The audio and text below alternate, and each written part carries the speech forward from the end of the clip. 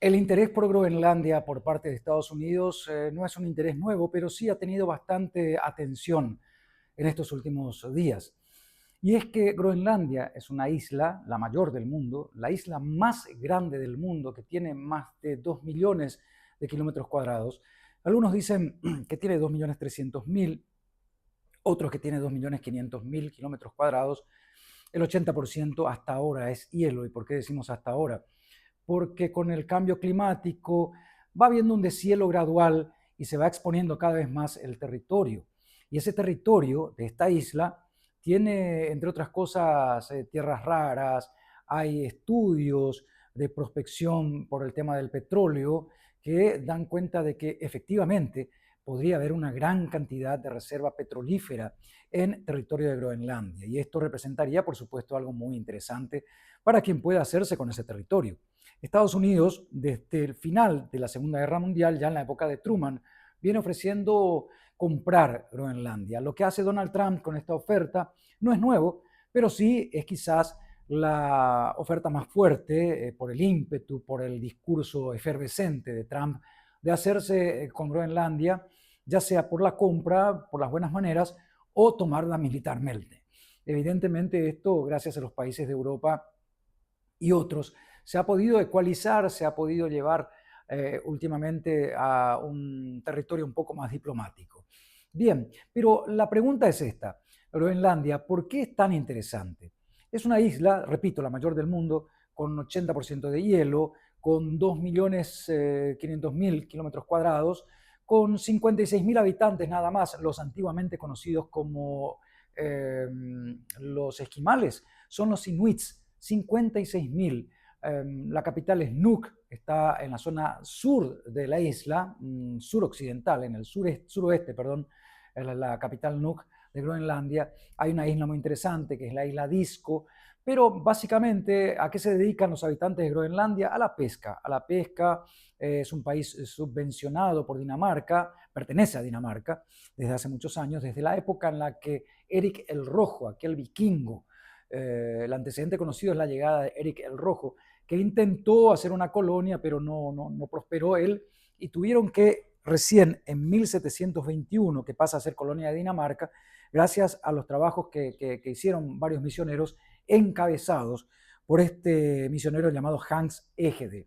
Es a él a quien le hacen un monumento, inclusive ahí en Groenlandia, en Nuuk, hay un monumento a Hans Egede, que repito, fue el misionero que logró digamos, aglomerar a los habitantes de lo que después pasaría a ser colonia de Dinamarca a partir de 1721.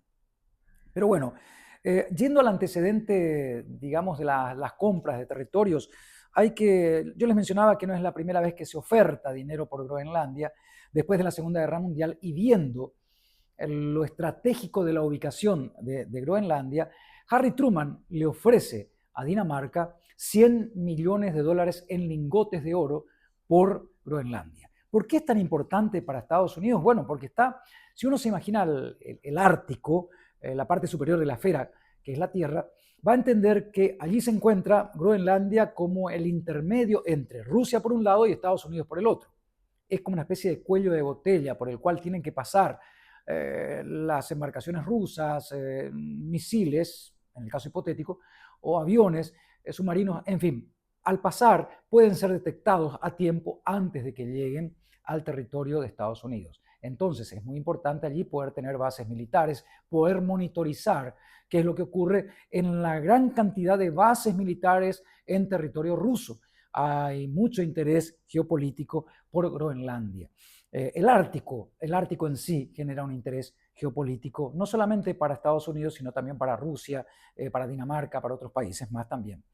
Eh, Truman en 1946, inmediatamente después de la Segunda Guerra Mundial, le ofrece dinero, decía, a Dinamarca y Dinamarca rechazó. Entonces, se llega a un acuerdo con Estados Unidos, con la administración Truman que inició esta negociación, se llega a un acuerdo, no te voy a vender, pero sí voy a permitir que tengas unas bases militares acá para que te puedas quedar tranquilo y entonces podamos convivir en paz. Entonces Dinamarca cede la posibilidad a Estados Unidos de que Estados Unidos tenga la base militar llamada John Tulle, hoy conocida como Pituffik, la base militar, desde la cual, repito, se realizan tareas de monitorización, sobre todo de qué es lo que ocurre, qué es lo que viene desde zona de Rusia. Bueno, no es la primera vez que Estados Unidos compra un territorio a otros. En 1803 compró Luisiana a Francia, en 1819 compró Florida a España, de ahí el idioma y demás. En 1867 Estados Unidos compró Alaska a Rusia y en 1917, algunas referencias dicen que en 1916 compró Estados Unidos las Indias Occidentales Danesas a Dinamarca, hoy conocidas como las Islas Vírgenes. Ya le compró un territorio Estados Unidos a Dinamarca. Hay un antecedente en esa negociación de compra de territorio.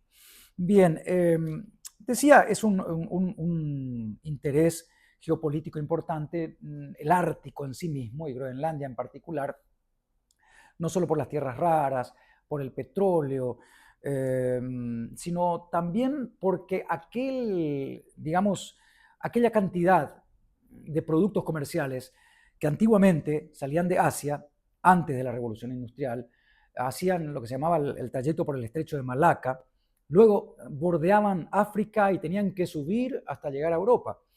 Después de la Revolución Industrial, después de pasado el tiempo, se estableció el Canal de Suez, que permite, de hecho hasta ahora, que los productos de Asia, de la lejana Asia, puedan subir por el Canal de Suez y llegar después al Mediterráneo y llegar efectivamente y de manera más rápida a los países europeos.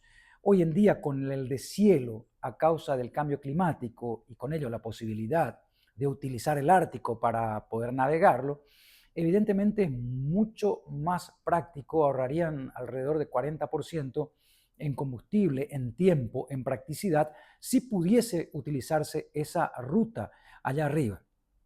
Eso haría que estén más cerca puertos como de los Países Bajos. De hecho, se está utilizando bastante últimamente el puerto de Rotterdam y con ello poder llegar, digamos, por esas nuevas vías más cortas, más prácticas, más económicas. En fin, estas son un poco, digamos, los intereses, cómo se está moviendo el tablero de ajedrez respecto al Ártico. Hay un interés en general hacia Groenlandia. China, que es la que es líder, digamos, en materia de tierras raras, tiene los ojos también puestos allí. Le parece muy interesante. ¿Por qué? De los minerales esenciales, no tierras raras, de los minerales esenciales reconocidos, Groenlandia tiene alrededor de 34, una gran cantidad. De hecho, que Groenlandia, a través de 2 explotaciones mineras que se están haciendo, vende ciertos productos que son utilizados en materia espacial, vende productos a la NASA y también a la Agencia Espacial Europea. Además, repito, Groenlandia tiene una cantidad de minerales, de tierras raras, que para China, que es el líder en este asunto de las tierras raras, China tiene 1/3 de las tierras raras conocidas en el mundo, tiene la extracción del 60% y la explotación del 80% de estas tierras raras, del comercio.